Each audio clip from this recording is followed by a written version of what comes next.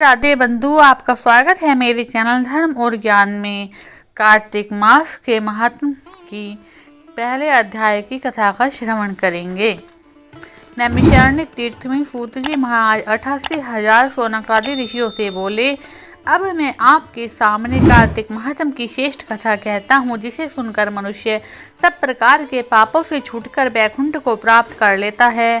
सूत जी ने कहा, श्री कृष्ण की आज्ञा से नारद जी के चले जाने पर सत्यभामा प्रसन्न होकर श्री कृष्ण जी से बोली, हे नाथ, मेरा जीवन सफल हो गया, मेरे माता पिता भी धन्य हो गए।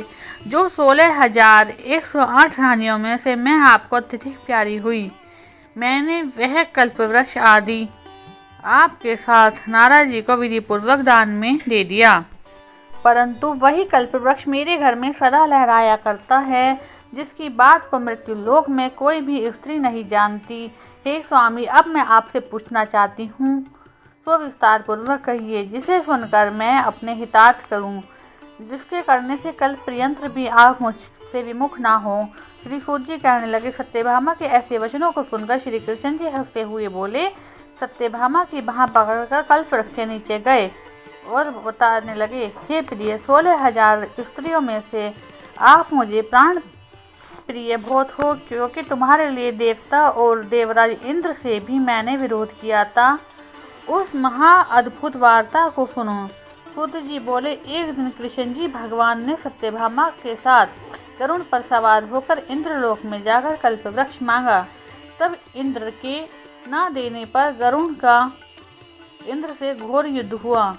हे प्रिय, जब मैं तुम्हें हर चीज दे सकता हूँ, हर एक कार्य पूरा कर सकता हूँ, तो क्या तुम्हारे आश्चर्यजनक प्रश्न का उत्तर नहीं दूंगा।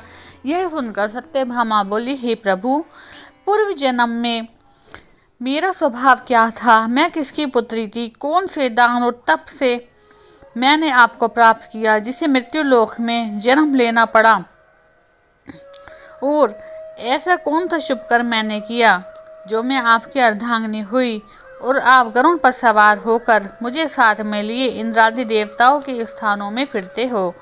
तब भगवान बोले, हे कांते, तुम पूर्व जन्म में किसकी पुत्री थी, कौन से पुण्य और व्रत आदि तथा शुभ कार्य तुमने किए, वह सब मैं कहता हूँ।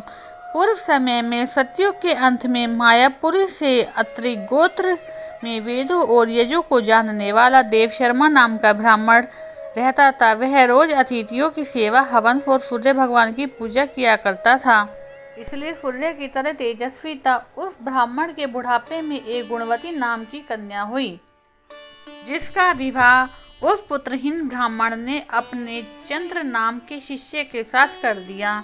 वे दोनों पिता पुत्र की तरह रहने लगे।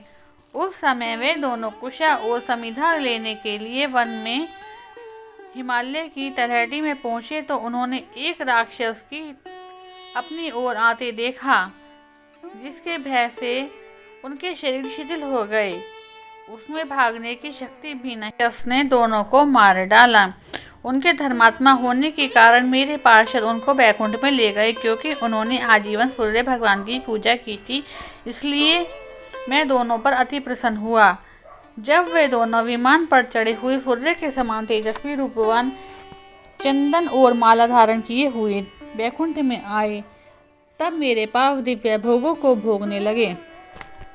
श्री कृष्ण भगवान बोले, हे प्रिय, जब गुणवती ने राक्षस द्वारा अपने पिता और पति को मारा सुना, तो दुखित हुई और रुदन करने लगी। हे स्वामी, हे पिता, आप मुझे छोड़कर कहाँ चले गए हो, मैं आपके बिना क्या करूँ।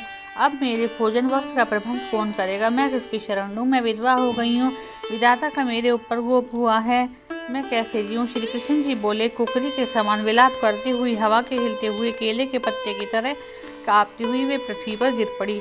थोड़ी देर में सावधान होने पर फिर विलाप करने लगी और शोक समुद्र में डूब गई। उस गुणवती ने घर की सब वस्तुएं बेचकर यथाविधि से अपने पति की पारलौकिक क्रिया की और उसी नगरी में विष्णु भगवान की भक्ति में तत्पर होकर इंद्रियों को वश में कर शांति से रहने लगी और मरण तक एकादशी और कार्तिक मास के व्रतादि करती रही।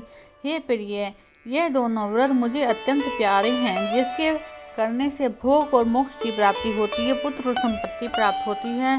कार्तिक की तुलना राशि पर सूर्य निकलने पर महापापी जो भी प्रातःकाल स्नान करते हैं वे भी मुक्त हो जाते हैं। जो मनुष्य स्नान, जागरण, दीपदान, तुलसी का पालन करते हैं वह विष्णु के रूप हैं।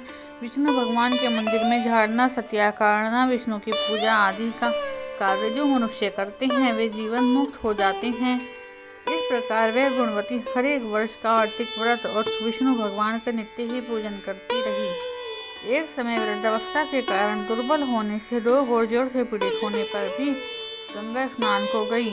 जो ही पानी में उतरी जाड़े के मारे कांपने लगी। उसी समय गुणवती ने आकाश में आता हुआ विमान देखा।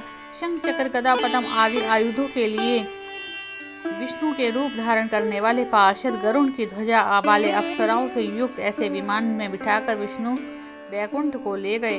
प्रदीप्त अग्नि के समान कीर्ति वाली गुणवती विमान में बैठी हुई कार्तिक व्रत के प्रभाव से मेरे पास आ गई। जब ब्रह्मादि देवताओं की प्रार्थना से मैं पृथ्वी पर आया तब वे गण भी मेरे पास आए।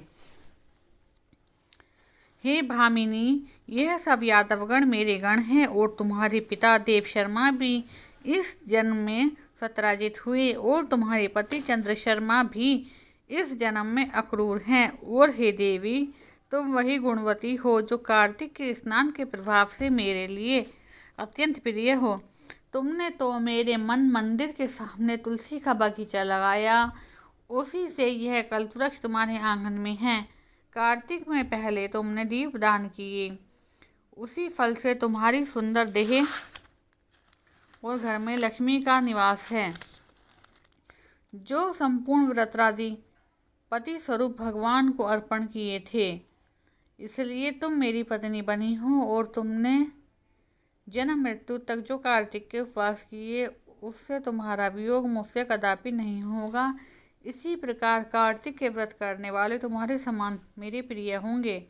सूत जी बोले, सत्यभामा जी अपने पूर्व जन्म का हाल जानकर बड़ी प्रसन्न हुई। बोलो श्री कृष्ण भगवान की जय हो, विष्णु भगवान की जय हो, कार्तिक स्नान की जय हो, कार्तिक महात्मा की जय हो।